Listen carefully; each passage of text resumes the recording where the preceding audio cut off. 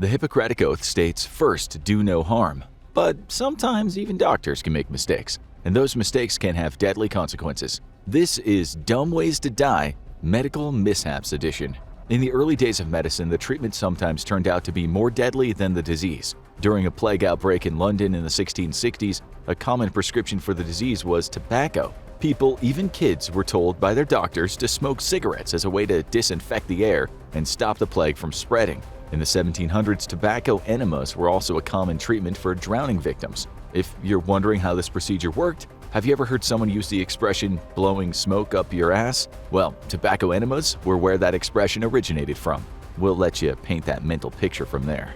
Needless to say, it put more people in early graves than it ended up saving. When you hear chainsaws, you probably think of either lumberjacks or horror movie villains, right? Well, believe it or not, an early version of the chainsaw was a surgical tool used to aid in childbirth. In a procedure known as a symphysiotomy, doctors would use a handheld mechanical chainsaw to cut through the pelvic ligaments and sometimes even the bone itself in order to remove babies from their mother's wombs more easily. Despite previously being seen as less risky than a C-section, symphysiotomy still led to a laundry list of potentially fatal infections and health problems. It's why you won't be seeing Leatherface from the Texas Chainsaw Massacre in the ICU these days. In the 1900s, doctors discovered that small amounts of radium could be useful in treating certain types of cancer, not realizing that overexposure could have the opposite effect. Doctors then started prescribing it for all sorts of things, including simple injuries. It quickly caught on as a horrifically misguided health trend. It was put into chocolate, quack health drinks, toothpicks, cosmetics, suppositories, health spa products, and even wax urethral rods meant to increase male sexual potency. We hopefully don't need to tell you that if not applied carefully by modern medical professionals, radium is far more likely to cause cancer than treat it. So in 1927, when American golfer Evan Byers injured his arm, his doctors prescribed him a course of Radithor, a radium-enriched health drink that was a popular cure-all at the time. Byers drank Radithor every day for 3 years and didn't notice any ill effects, until his jaw started rotting off. When he died, the Wall Street Journal published a headline equal parts hilarious and horrifying. The radium water worked fine until his jaw came off. After Byers' death from jaw cancer, the FTC started cracking down on radium products. The creator of Radithor, William J. Bailey, when asked to comment, said, "I've drunk more radium water than any man alive, and I've never suffered any ill effects." Bailey later died of bladder cancer. In the mid-20th century, concerns about overcrowding in mental hospitals led to the development of the lobotomy, a procedure pioneered by American neurologist Walter Jackson Freeman II and surgeon James Watts. While the procedure has quite a barbaric reputation, at the time lobotomies were seen as an amazing advancement in neurosurgery because they were cheap, painless, and didn't require drilling or cutting into the skull. Because of the early success of the procedure, Freeman and Watts gained rock star status in the field of medicine, and journalists would often follow them around America and take pictures of the surgery in process. Freeman loved the attention and would show off for the cameras while performing lobotomies. If you think that showing off while you're carefully sticking a delicate surgical tool through a person's eye socket and into their brain is a bad idea, you'd be right. During one surgery he performed in Iowa in 1951, Freeman paused mid-surgery for a photo op, not realizing that when he turned his face to the camera, he'd moved his hand just enough to fatally damage his patient's brain. If you thought quack treatments were a thing of the past, think again. In 2012, O'Neill Ron Morris of Florida, USA, was charged with manslaughter and practicing medicine without a license when a number of women fell ill and died after he gave them back-alley cosmetic surgery. Turns out the fillers he injected into their lips, cheeks, and even butts were a toxic mix of cement, caulk, mineral oil, and rubber tire sealant. A similar case happened in 2020 when a man in Dusseldorf, Germany, died of blood poisoning after getting penis enlargement surgery. The surgeon, a 46-year-old man named Torben K., was a restaurant worker who ran a makeshift clinic out of his apartment. He's since been sentenced to 5 years in prison, which we here at the Infographic Show feel he's more than earned. Back in the 1300s, a king by the name of Charles II of Navarre was being treated for a number of serious illnesses. Treatment at the time was far from advanced. The doctors basically just wrapped him up like a mummy and soaked his bandages in brandy. This treatment was going fine until one of his nurses went to replace the linen wrap around Charles's body. She sewed up the bandages and tied a knot in the string, but instead of cutting the end with the scissors, she had this bright idea to burn the end off the thread with a candle. Because of the brandy and the linen wraps, Charles went up in flames immediately, and he burned to death when the nurse ran horrified from the scene. Since Charles II was not a popular king, so much so that his nickname was literally Charles the Bad, many saw his nightmarish fiery demise as a kind of karmic punishment for all of his terrible deeds in life. Respect for the dead wasn't quite as big in the 1300s, evidently. On the subject of fire-based mishaps, in 2016, a Tokyo woman had to be treated for severe burns on her lower body after her fart caught fire while she was in the hospital. The woman was undergoing cervical surgery, which involved the use of a laser, which sparked a fire when she passed gas. Thankfully, the woman survived, though we suspect she probably came close to dying of embarrassment. Still in the category of wild near misses, let's meet Dr. Jack Barnes of Queensland, Australia. He was a general practitioner who ran a practice in the far north of the state. Northern Queensland is home to some of the world's deadliest jellyfish, the box jellyfish, whose venom can be lethal to humans, not to mention horrifically painful to experience even if you manage to survive. In addition to being a doctor, Barnes was very interested in marine biology and wanted to see if cataloging all of the different types of box jellyfish venom could help him more effectively treat their stings. A noble pursuit, to be sure, and in 1958 he even got a grant from the British Medical Association to perform a box jellyfish study. But how did Dr. Barnes choose to do this study? By catching jellyfish in the wild and getting them to sting him. Even crazier, to increase his sample size, he also tested box jellyfish venom on a local lifeguard who volunteered to help out, and on his son, who was only 9 at the time. Alright, maybe call CPS on that one.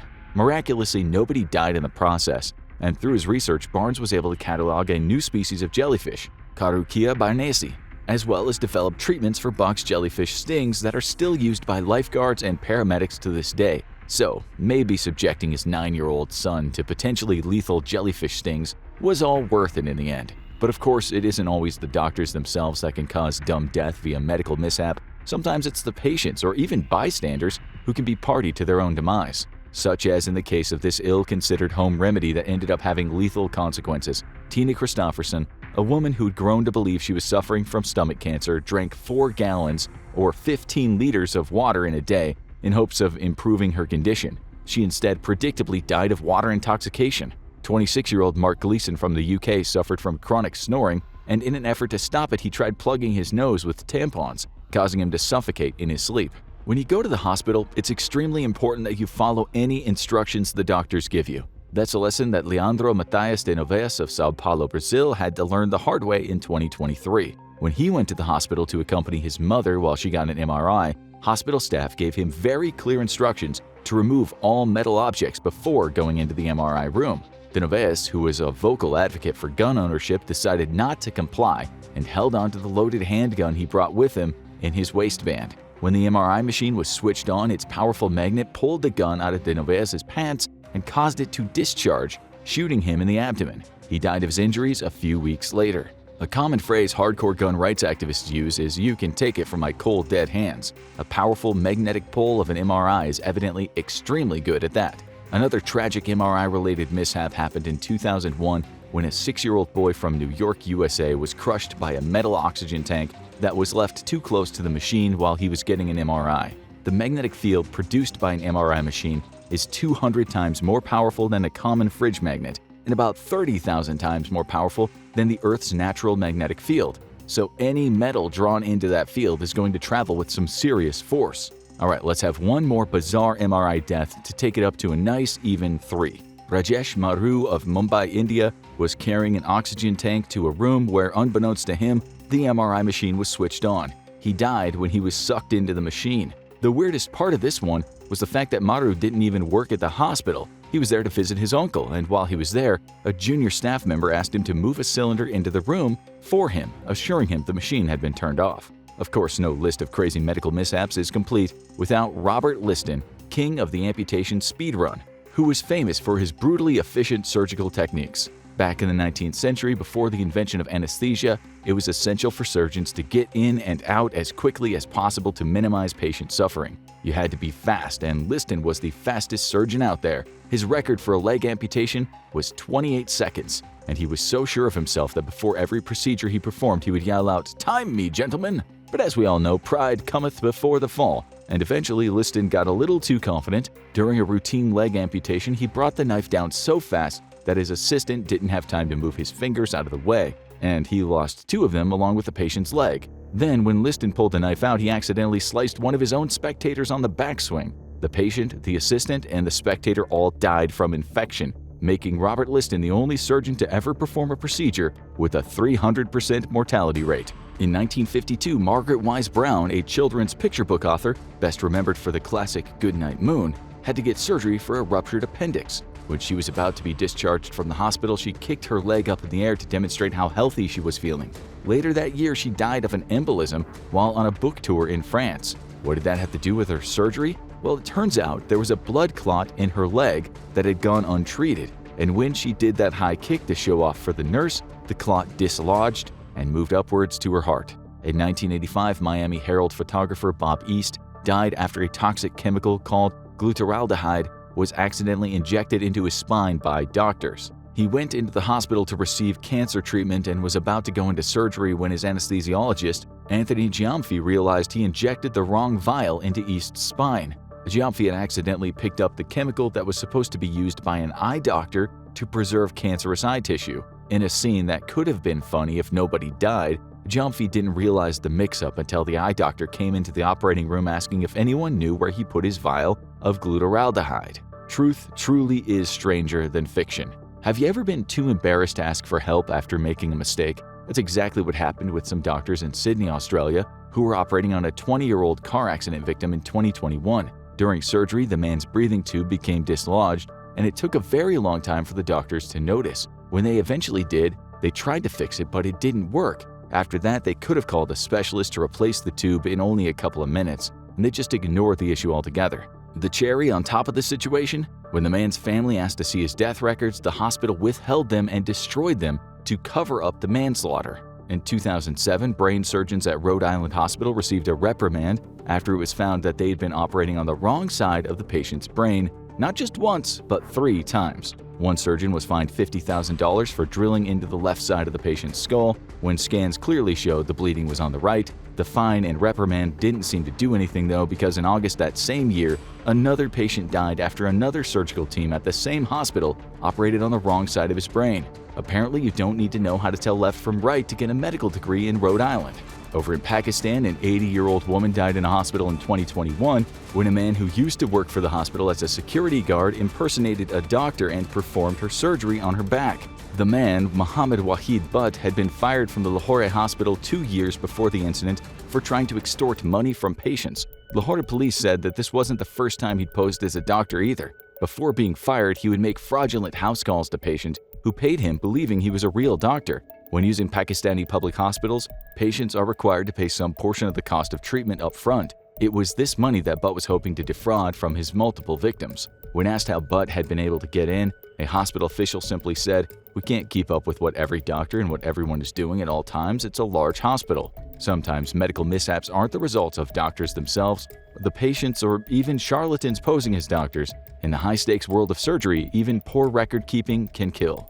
This is what happened to Jessica Santillan of North Carolina in the USA. She had a congenital heart defect and needed both her heart and lungs replaced. After years on a waiting list, she was taken into surgery at Duke Hospital in 2003. However, her body didn't accept the transplants, and she tragically passed away in the hospital. The reason for her death? The organs were the wrong blood type, and nobody caught the error. The doctors just assumed that if they were available, they must be compatible. It was a stupid and frankly amateurish mistake that cost a woman her life. In Brazil, an 88-year-old woman named Hilda Vitor Maciel died in 2012 after having soup injected into her bloodstream. How does something like that even happen? Well, Maciel had been in hospital after suffering a stroke that had left her unable to eat on her own. She had a feeding tube in her stomach and an IV drip in her arm. The nursing technician taking care of her got the 2 tubes mixed up. The director of the hospital acknowledged the mistake, but denied that the soup injection was directly responsible for the woman's death. Her family believed otherwise and filed a lawsuit. Medical blunders don't just happen to humans. Vets can suffer freak accidents just as easily. In 2012, a vet from the UK named Erica Marshall was performing surgery on a horse in a hyperbaric chamber, which is a chamber filled with high oxygen air to help speed up healing. The problem with these chambers is that high oxygen air is also extremely flammable. So, when Marshall's equine patient got scared and kicked through the wall of the chamber, the horse's shoe caused a spark that in turn caused an explosion which killed both Marshall and the horse. It's all enough to make you want to stay away from hospitals, isn't it? Because sometimes you don't even need to be in or even close to surgery to die in one. Such is the bizarre and tragic case of Hitoshi Nakaido, an aspiring missionary doctor at Christus St. Joseph Hospital in Houston, Texas. In 2003, he became trapped in a faulty elevator while a colleague was inside. The doors got caught around Hitoshi's head,